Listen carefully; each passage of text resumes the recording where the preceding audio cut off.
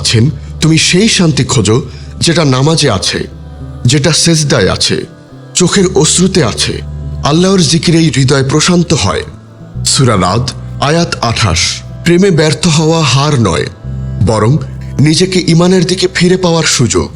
তুমি যদি আজ সেজদায় পড়ে কাঁদো, তাহলে সেই কান্নার বদলে কালকে আল্লাহ হয়তো তোমাকে জান্নাতের দরজায় হাসতে দেবেন। হে প্রিয় আত্মা, আত্মঘাতী ভাবনা ত্যাগ করো। এই জীবন, এই কষ্ট, এই নিরাশা সবই ক্ষণিকের।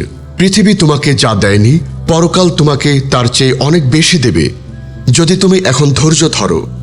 আল্লাহ বলেন, নিশ্চয়ই কষ্টের সাথে রয়েছে স্বস্তি। সূরা ইনশিরাহ আয়াত 6। তুমি যদি আজ সত্যিকার ভাবে তাকদির মেনে নিতে পারো, তাহলে এই দুঃখ হবে তোমার জান্নাতের সোপান। আর যদি বারবার প্রশ্ন করো কেন সে নেই, তাহলে তুমি নিজের জীবনকেই আটকে রেখেছ এক ভ্রান্ত কল্পনায়।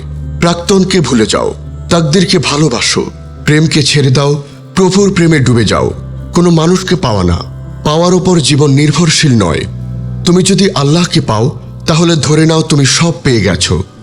প্রিয় দর্শক ও শ্রোতাবৃন্দ, আপনি যদি এই কথাগুলো হৃদয় অনুভব করে থাকেন, তাহলে আমাদের উম্মাহ কণ্ঠ চ্যানেলটি সাবস্ক্রাইব করে রাখুন।